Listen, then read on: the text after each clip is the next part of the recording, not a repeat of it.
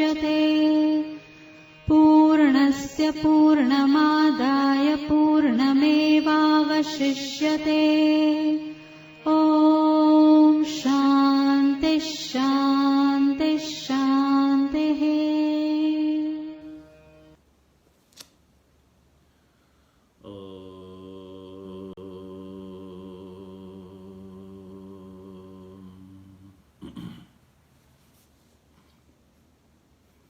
भद्रं कर्णेभिः शृणुयाम देवा।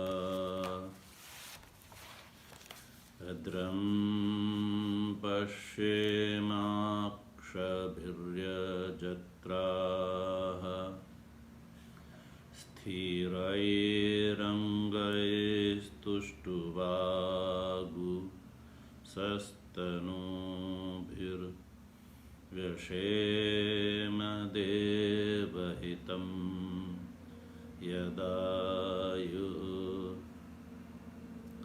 स्वस्ति न इन्द्रो वृद्धश्रवाः स्वस्ति नः पूषा विश्ववेदाः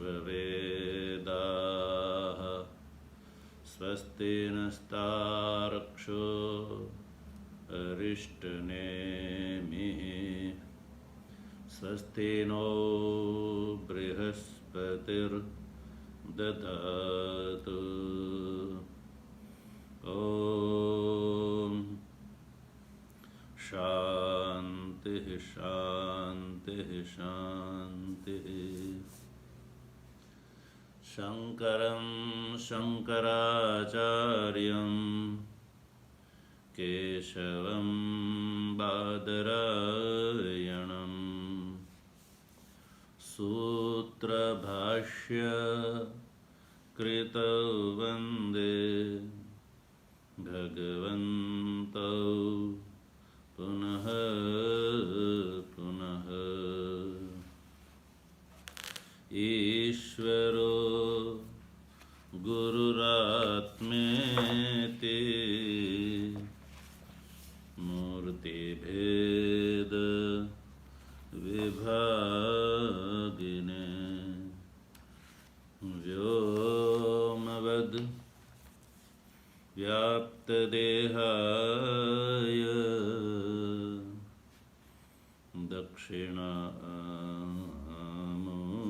दक्षिणामूर्तये नमः। ॐ शान्तिः शान्तिः शान्तिः।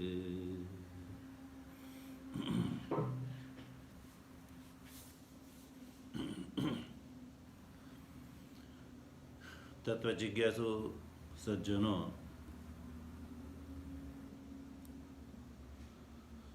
भगवत कृपा से एवं हम सब लोगों के बड़े ही सद्भाग्य के फलस्वरूप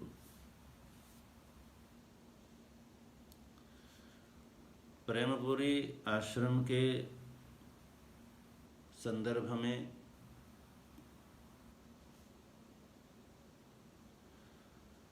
स्वामी श्री प्रेमपुरी जी महाराज को नमन करते हुए अनंत श्री स्वामी अखंडानंद सरस्वती जी महाराज को नमन करते हुए आज से हम लोग प्रेमपुरी आश्रम की जो स्वाध्याय श्रृंखला है उसके अंतर्गत हम अथर्ववेदीय प्रश्नोपनिषद के षष्ठ प्रश्न के ऊपर विचार करेंगे। षष्ठ प्रश्न का विचार करने से पहले मैं कुछ बात बता रहा हूँ।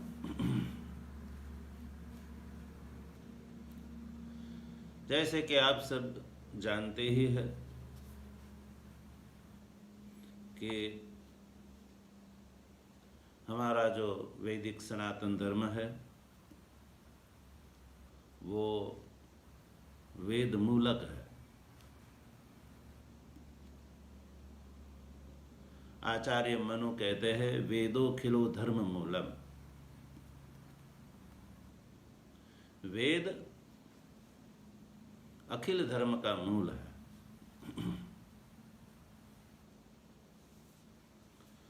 और ये जो हमारा मनुष्य जन्म है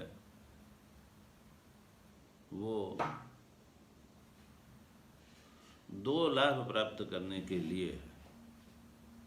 सबसे पहले धर्म लाभ एवं धर्म लाभ के फलस्वरूप ब्रह्म लाभ।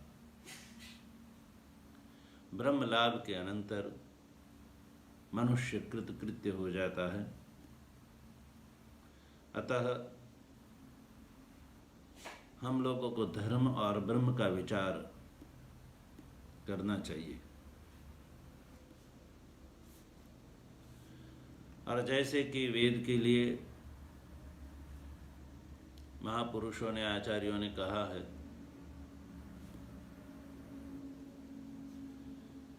कि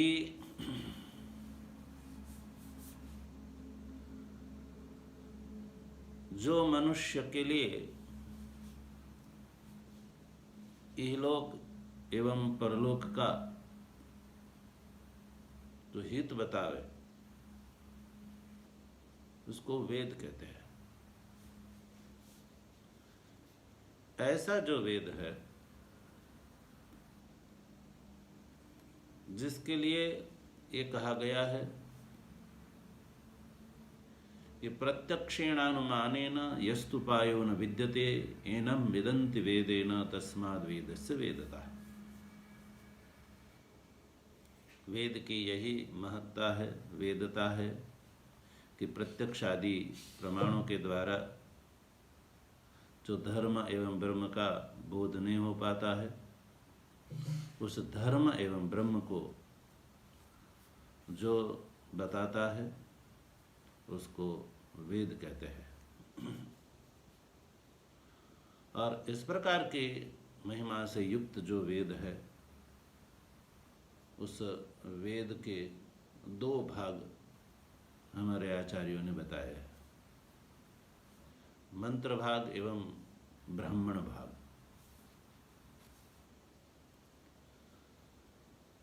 ब्राह्मण भाग जो है उसको मंत्र का व्याख्यान माना गया है। मंत्र क्या है, ब्राह्मण क्या है, उसका विशद रूप से बोध करने के लिए, यद्यपि यहाँ मैं उसको ज़्यादा नहीं कहूँगा, लेकिन आप सब लोग यदि जानना चाहते हैं तो अद्वैत सिद्धिकार आचार्य मधुसूदन सरस्वती जी महाराज के द्वारा श्री शिव महिम्न स्तोत्र के ऊपर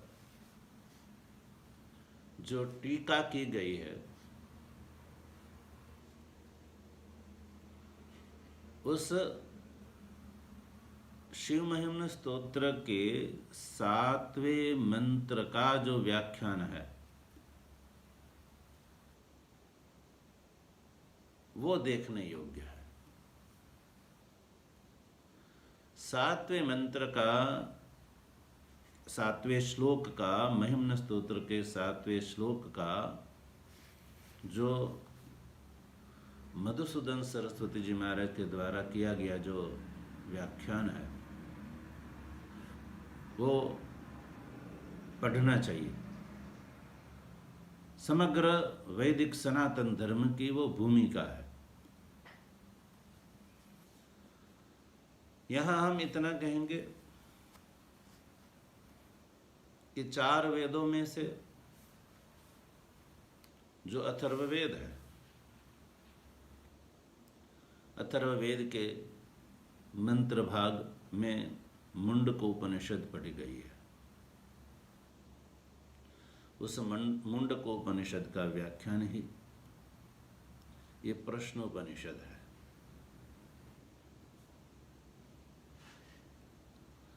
मंत्र में 2 विद्या का अभिधान है। मंत्रे ही 2 विद्ये वेदितव्ये परा चैवा परा च, वहां ऐसा कहा गया।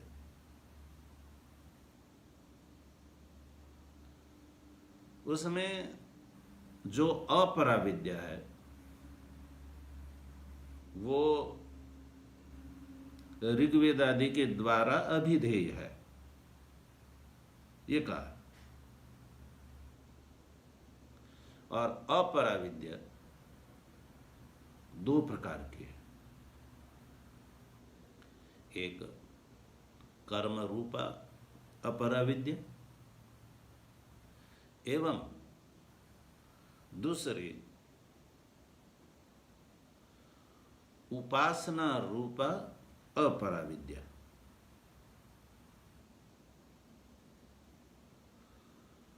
अब ये जो मंत्र में ये जो 2 विद्या का कथन है, उसमें अपरा विद्या के जो 2 रूप, कर्म रूप एवं उपासना रूप,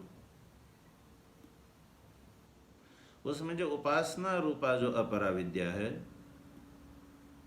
जिसका मंत्र में उल्लेख है, उसका विस्तार से अभिधान या व्याख्या इस प्रश्नोपनिषद के 2य एवं 3 प्रश्न के द्वारा विस्तार हुआ, व्याख्यान हुआ। अब जो आद्य कर्मकांड रूपा, कर्म रूपा जो अपरा विद्या है, उसका कर्मकांड में विवरण है। समग्र कर्मकांड भाग जो है वेद का, वो कर्म रूपा अपरा विद्या का विस्तार है। दोनों विद्या का जो फल है, यानी कर्म रूपा अपरा विद्या एवं उपासना रूपा जो अपरा विद्या है, उसका फल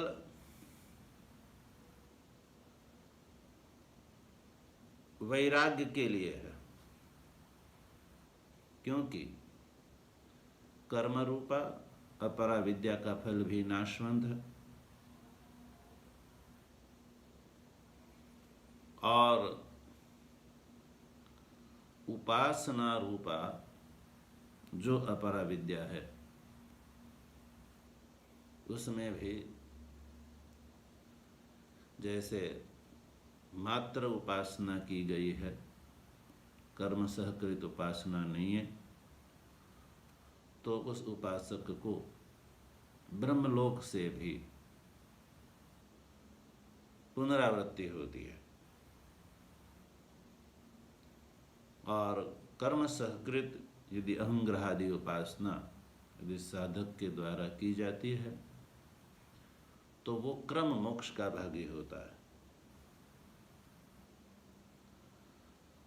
जब तक फल से वैराग्य नहीं होगा तब तक जो है ब्रह्म बोध का अधिकारी नहीं हुआ जा सकता है। इसलिए फल से वैराग्य के लिए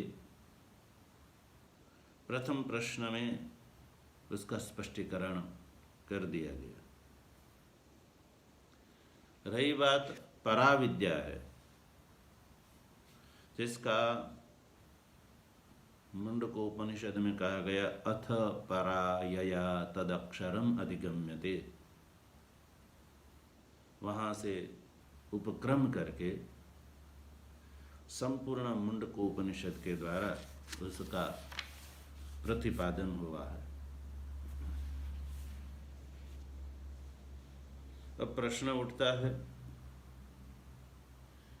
कि जैसे कि मैंने प्रारंभ में कहा कि ये जो प्रश्नोपनिषद है वो मंत्र रूप मुंडकोपनिषद का ही विस्तार से अभिधान है। तो प्रश्न उठता है कि किस मंत्र का किस में कहाँ व्याख्यान या विस्तार है, ये जिज्ञासा होती है।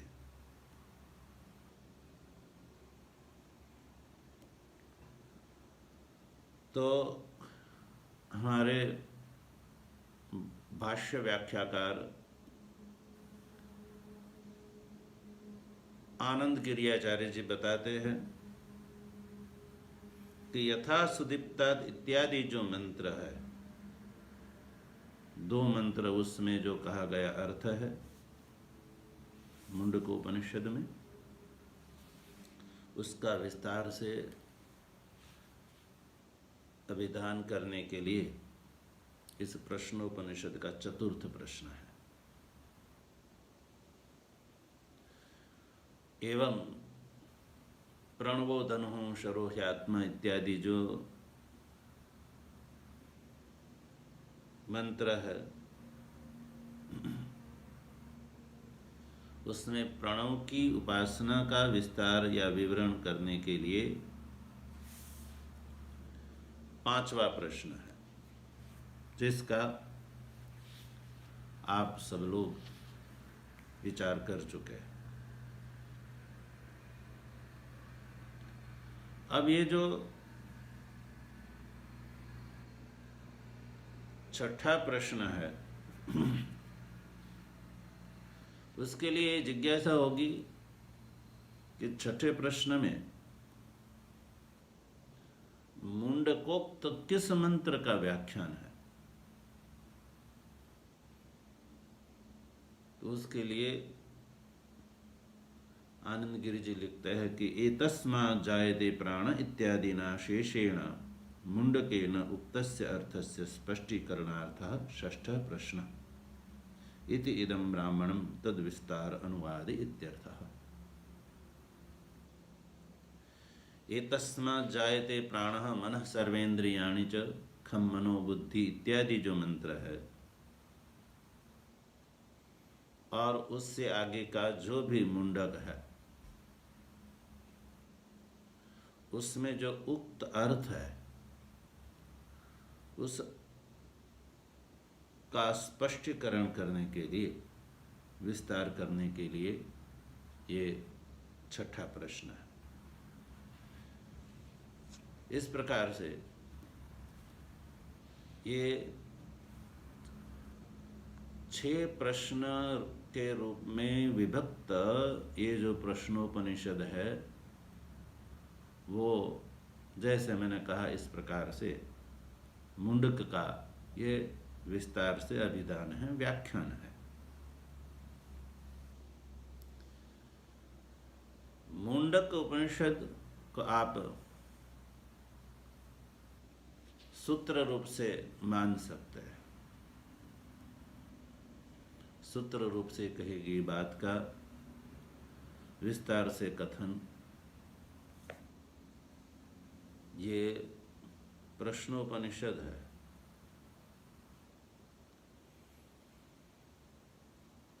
मुंडक में सूचित अर्थ को विस्तार से समझने के लिए ये प्रश्नोपनिषद है। अतः मंत्र में जो प्रामाण्य है वही प्रामाण्य भगवान भाष्यकार ब्राह्मण भाग में भी मानते हैं। हमारे यहाँ कई एक ऐसे संगठन है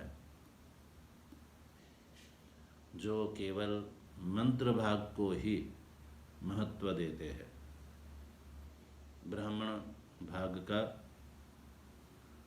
वो इनकार करते हैं, लेकिन वो उनकी अपनी बात है। किंतु हमारे यहाँ ये जो वेदांत संप्रदाय है उसमें मंत्र एवं ब्राह्मण दोनों में बराबर प्रामाण्य माना गया है।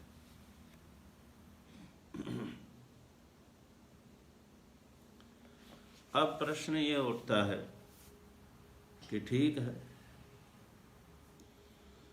ये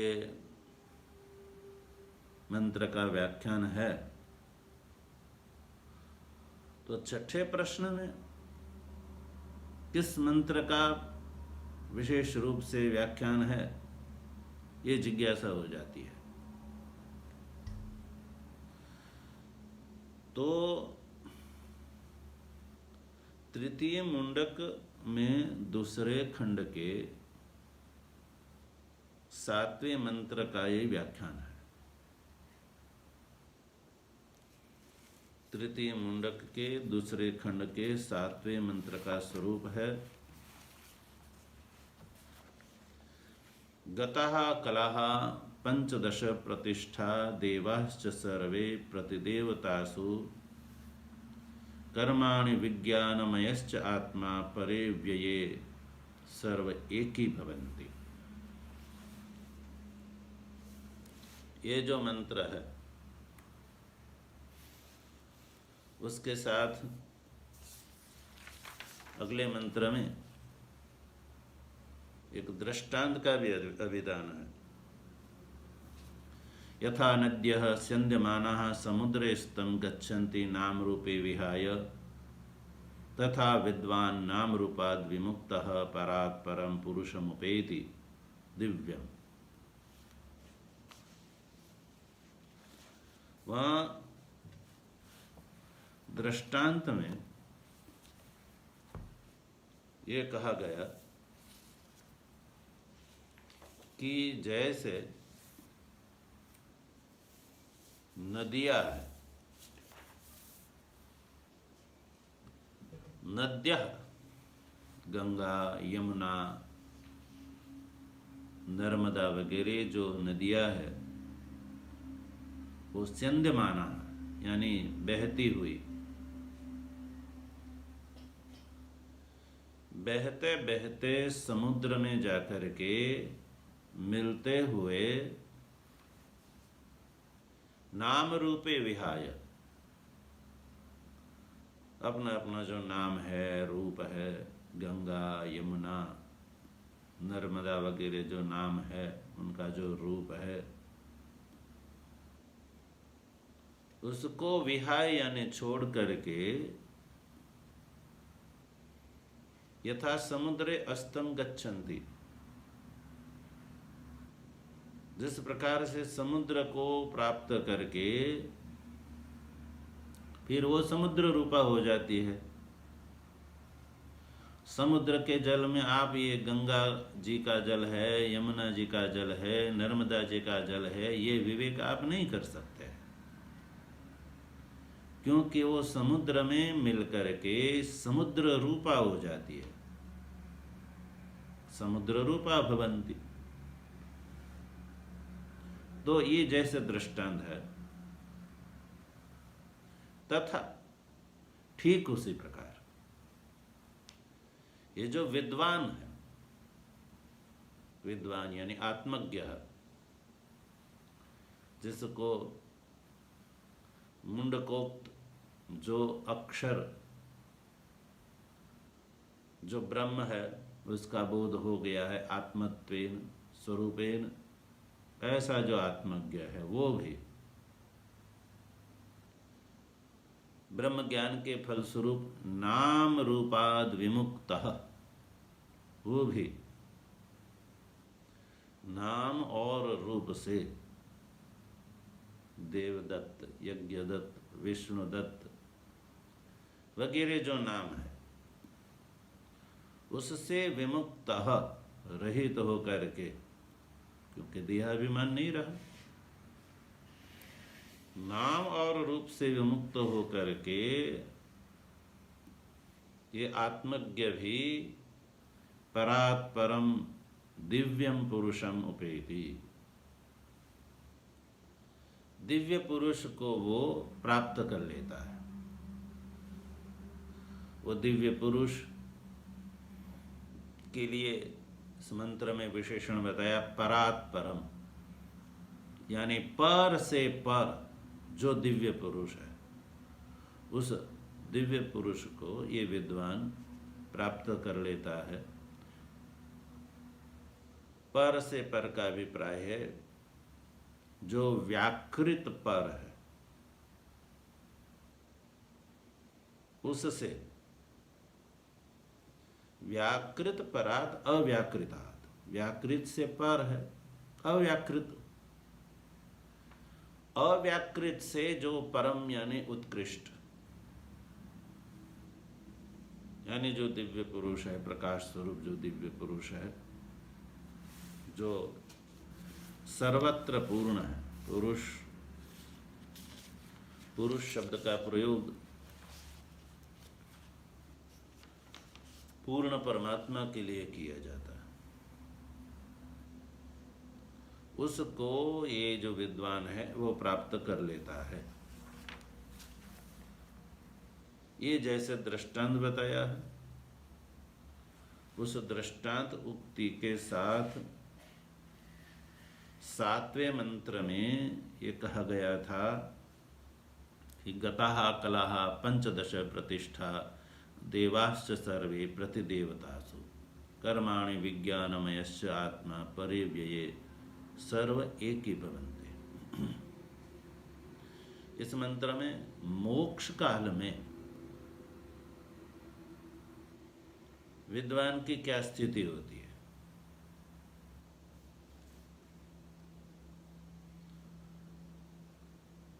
तो कहा गया कि मोक्ष काल में जो कला है, देह के आरंभी का जो कला है,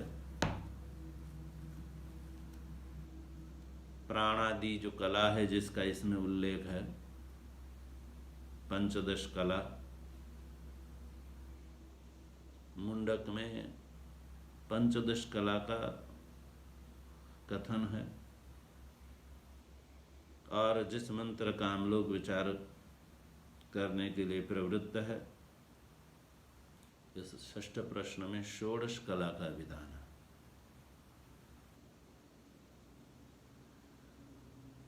आनंद गिरि जी लिखते हैं कि कर्म के साथ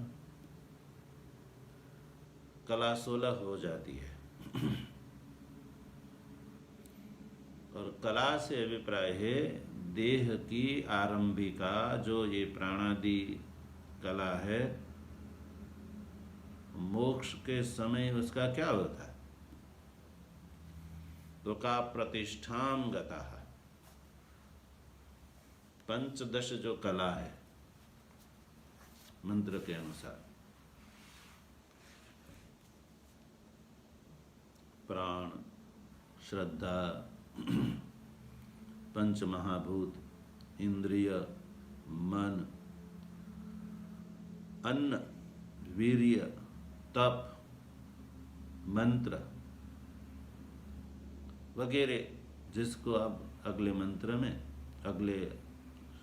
अगली कंडिका में आप देखेंगे, वो सब कलाएं प्रतिष्ठां गतः, प्रतिष्ठा से अभिप्राय है अपने अपने कारण में वो लीन हो जाती है। मंत्र में यद्यपि प्रतिष्ठा में विभक्ति नहीं दिख रही है, लेकिन भाष्यकार लिखते द्वितीया बहुवचनम, प्रतिष्ठा में जो है द्वितीया बहुवचन है। तो ये जो कलाएं है पंचदश प्रतिष्ठा, वो पंचदश कला है, वो प्रतिष्ठा को प्राप्त हो जाती है, यानी अपने कारण में लीन हो जाती है जब विद्वान का मोक्ष होता है। ये दोनों बात है। जब विद्वान का शरीर छूटता है उस समय भी ये बात कह सकते हैं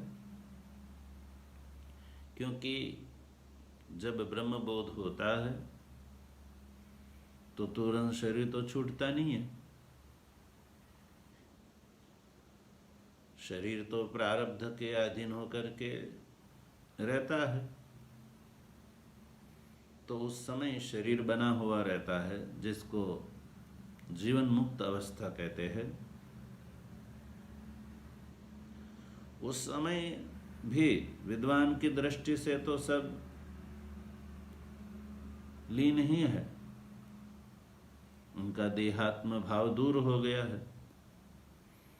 किंतु जब ये जो पंचभौतिक कलेवर छूटता है, उस समय प्रश्न उठता है कि विद्वान का जो स्थूल शरीर है वो तो भस्मीभूत हो जाता है, सूक्ष्म शरीर जो है उसका क्या होता है? उसका ये उत्तर है यहाँ पर कि सूक्ष्म शरीर, जिसको यहाँ कला से कहा गया, वो अपनी अपनी जो प्रतिष्ठा यानी कारण है उस समय वो लीन हो जाता है। और सूक्ष्म शरीर अंतर्गत ये जो इंद्रिया है, उस इंद्रियों के अधिष्ठित जो देवता है उसका क्या होता है? तो कहा देवाश्च सर्वे प्रतिदेवतासु। चक्षुरादि करण में जो स्थित है वो देवताए सर्वे प्रतिदेवतासु, यानी आदित्यादि जो देवता है चक्षुरादि के, वो आदित्यादि देवता में ये जो है लीन हो जाते। अब प्रश्न उठता है, तो जब विद्वान का मोक्ष होता है तो उसके द्वारा किए गए कर्म का क्या होता है?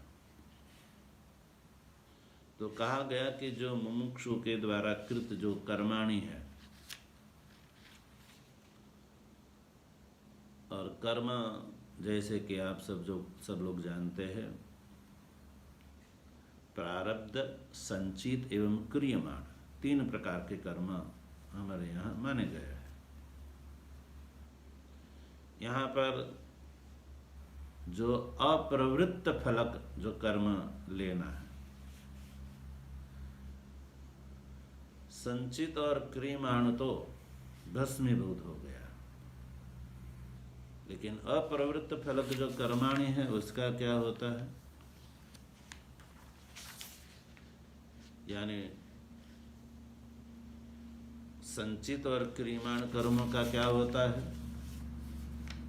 प्रारब्ध जो प्रवृत्त फलक जो कर्म है प्रारब्ध, उसका तो भोग से ही क्षय होना है। इसलिए संचित और क्रियमाण कर्म विज्ञानमयश्च आत्मा, विज्ञानमय आत्मा से अभिप्राय अविद्याकृत बुद्धियादि उपाधि को जो आत्म रूप से मान रखा था, उसका जो है परे अव्यये सर्वे एक ही भवन्ति। जैसे जल पात्र फूट जाने पर जल अंतर्गत जो सूर्य का प्रतिबिंब है, जल पात्र के फूटने पर वो प्रतिबिंब जैसे बिंब में मिल जाता है, ऐसा कहते हैं। उसी प्रकार से ये सब जो कहा गया, पंचदश कला, देवताए और ये कर्म, ये सब परे अव्यय, पर से अभिप्राय है अनंत अक्षय जो ब्रह्म है, उसमें सर्वे एक ही भवन्ति, सब एक हो जाते हैं, यानी अविशेषता को प्राप्त हो जाता है, एकत्व को प्राप्त हो जाता है। जलादि आधार का अपनयन होने पर जैसे सूर्य आदि के जो प्रतिबिंब है वो सूर्य में जैसे एक हो जाते हैं, घटादि का अपनय होने पर, फूट जाने पर जो आकाश है वो महाकाश में जैसे लीन हो जाता है, इस प्रकार से विद्वान का मोक्ष के समय का ये जो कथन है, यानी विद्वान जो है वो ब्रह्म रूप हो जाता है। और उसमें दृष्टांत बताए 8वें मंत्र में। तो ये जो मंत्र में, 2 मंत्र में जो कही गई बात है उसका ही विस्तार से अभिधान करने के लिए ये 6ठे प्रश्न का आरंभ किया जा रहा है।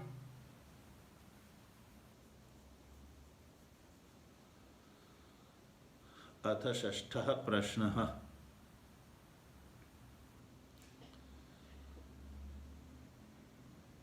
कंडिका का उच्चारण करते हैं। अथ हैनं सुकेशा भारद्वाजः प्रपच्छ भगवन् हिरण्यनाभः कौसल्यो राजपुत्रो मामुपेत्यैतं प्रश्नमपृच्छत।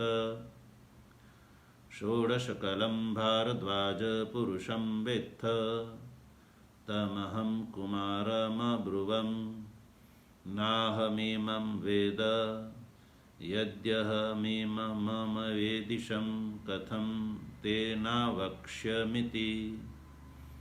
समूलो वा एष परिशुष्यति यो अनृतमभिवदति तस्मान्नार्हाम्यनृतं वक्तुं स तूष्णीं रथमारुह्य प्रव्राज। तं त्वा पृच्छामि क्वासौ पुरुष इति। ये हो गई कंडिका।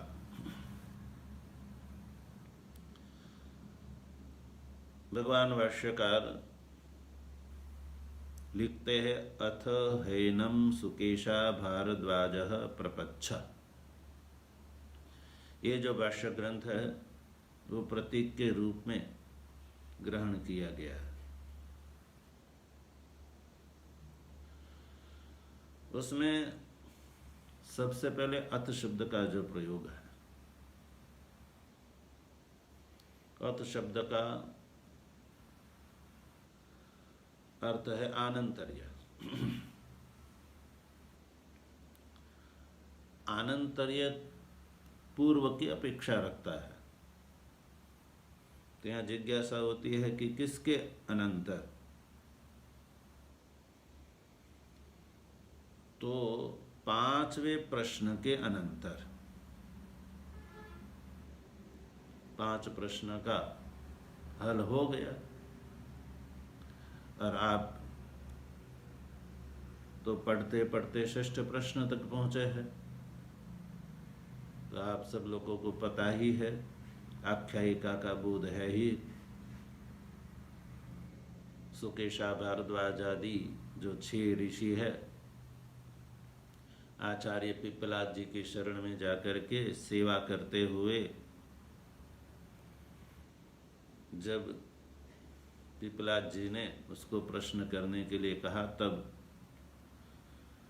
एक एक ऋषि बारी बारी से पिप्पलाद जी से प्रश्न करते हैं।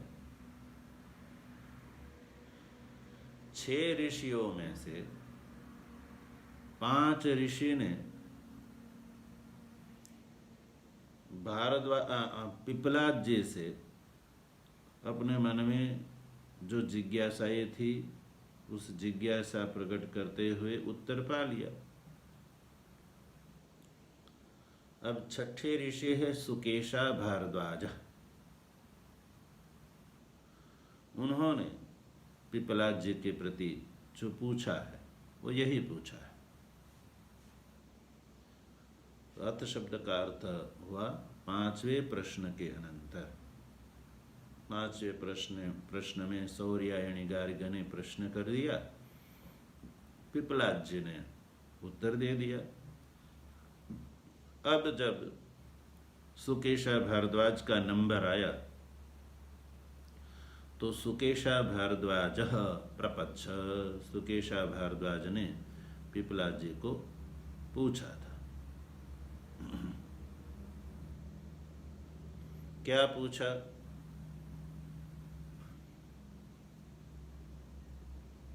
तो सुकेशा भारद्वाज जी ने पिपलाद जी को पूछा, भगवन हिरण्यनाभः कौसल्यो राजपुत्रो माम उपेत्य एतं प्रश्नम अपृच्छत। सुकेशा भारद्वाज ने पिपलाद जी के लिए संबोधन किया भगवन, कहा कि हे भगवन, ये संबोधन। देखिए, आख्यायिका हमको कई एक प्रकार का बोध करा देती है।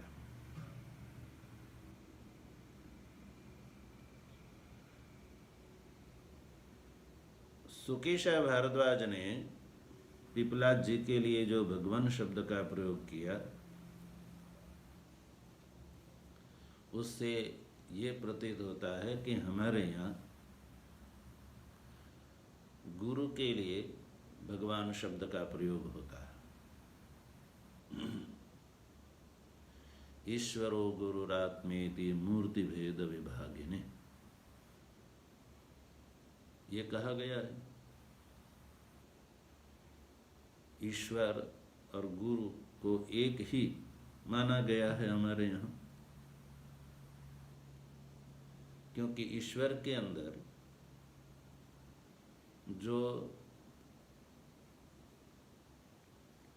जो भग रहता है वो ही भग गुरु के अंदर भी पाया जाता है।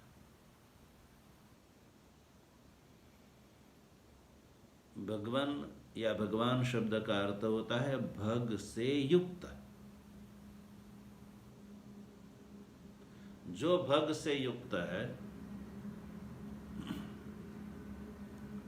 उन्हीं को भगवान कहा जाता है। अब हम लोग जो है इसके ऊपर जो भगवान शंकराचार्य जी ने भाष्य किया है, उस भाष्य में हम आपको ले चलेंगे।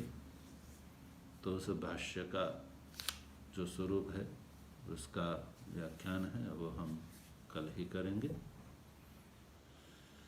ओम भद्रं कर्णेभिः शृणुयाम देवा, भद्रं पश्येमाक्षभिर्यजत्राः, स्थिरैरङ्गैस्तुष्टुवागुंसस्तनूभिर्यशेम देवहितं यदायुः। स्वस्ति न इंद्रो वृद्धश्रवाः, स्वस्ति नः पूषा विश्ववेदाः, स्वस्ति नस्तार्क्ष्यो अरिष्टनेमिः, स्वस्ति नो बृहस्पतिर्ददातु। ओम शांतिः शांतिः शांतिः। शंकरं शंकराचार्यं केशवं बादरायणं सूत्रभाष्यकृतौ वन्दे भगवन्तौ पुनः पुनः। ईश्वरो गुरुरात्मेति मूर्तिभेदविभागिने व्योमवद्व्याप्तदेहाय समवद्व्याप्तदेहाय दक्षिणामूर्तये नमः। ॐ शांति शांति शांति। ॐ शान्ति